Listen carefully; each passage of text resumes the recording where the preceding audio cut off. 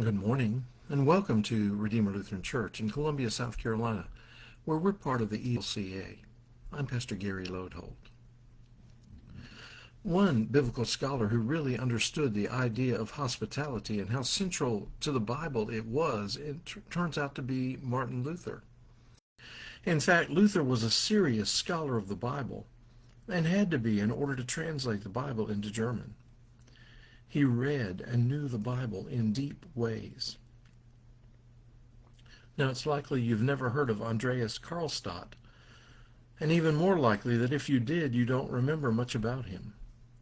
Karlstadt was a contemporary of Martin Luther, and in the early days of the Reformation, worked closely with Luther in spreading the Protestant view of the gospel. However, the longer the Reformation went on, the more radical Karlstadt seemed to get, pushing the boundaries of theology far beyond the point where Luther was comfortable, and the two fell into conflict. It got so bad that Luther forbade Karlstadt to preach, and he was declared a heretic, and the relationship between Luther and Karlstadt fell into bitter feuding. That's where things were until things went really badly for Karlstadt. At one point, even the townspeople revolted against him and drove him out of town. This was actually part of what was called the Peasants' War, and Karlstadt was at risk for his life and needed somewhere to flee to for safety. So he showed up at Luther's door at 11 p.m. one night. It happened to be Luther's wedding night after all the guests had gone home. Imagine being on the first night of your honeymoon and your bitterest enemy shows up at the door asking for you to take him in. The thing is, Karlstadt knew that Luther would, and sure enough, Luther did. And Karlstadt stayed at Luther's house for 8 weeks. Another example of Luther's living out biblical hospitality is that sometimes he was taken advantage of. In 1541, a transient woman, allegedly a runaway nun, came to their home. Martin and his wife Catherine fed and housed her, only to discover she had lied and stolen. Yet Luther believed no one would become poor by practicing charity. God divided the hand into fingers so that money would slip through, he said. This week we are exploring the concept of hospitality and how central it is as part of the Bible message. In spite of how our world is nowadays, living in hospitality, especially for strangers, is clearly God's call to us. In fact, if you have listened all week, you have seen this message given in gospel stories, Old Testament passages, and today even in more New Testament writings. Today we will see a bit about how this hospitality was lived out in the early church. We begin with a passage from the very, very early church indicating how they lived out their faith and this idea of hospitality. Acts 2, verses 42 through 47 records, "They devoted themselves to the apostles' teaching and fellowship, to the breaking of bread and the prayers. Awe came upon everyone because many wonders and signs were being done through the apostles. All who believed were together and had all things in common.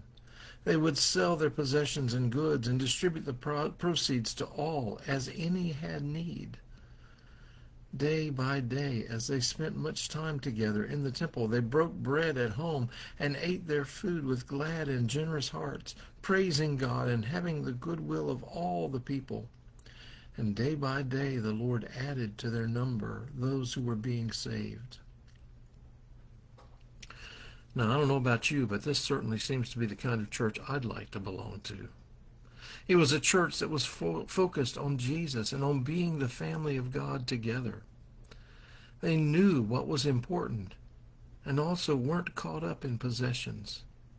It seems that what they were caught up in was generosity and hospitality, not just to each other, but the text is clear to say, to all, and as any had need. This is the character of what the church should be. This is the character of what any and every follower of Jesus should be. Hospitality in the early church wasn't optional. It was normal. Certainly St. Paul thought this way. Romans is often considered to be something of a manifesto, spelling out the basics of faith. And in Romans 12, 9 through 13, St. Paul wrote, "Let love be genuine. Hate what is evil. Hold fast to what is good. Love one another with mutual affection. Outdo one another in showing honor. Do not lag in zeal. Be ardent in spirit. Serve the Lord. Rejoice in hope. Be patient in affliction. Persevere in prayer. Contribute to the needs of the saints. Pursue hospitality to strangers." There is much there to give guidance to us on how to live out our faith. But for our purposes today, we need to look at the last line. Pursue hospitality to strangers. It's not do it when you can't avoid it. Neither is it be hospitable when someone in need presents themselves to you. No. It's pursue hospitality. Be intentional about it. Paul seems to say, go out of your way to find those in need of hospitality and give it. This is a high calling to us. One question that comes from all this is what stops us from opening our homes and lives to others? You probably have as many answers to that as I do, but some that come quickly to mind are our fears, our love of our things, or a lack of empathy.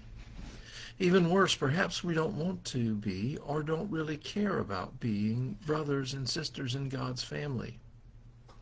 I think the question is worth asking ourselves seriously.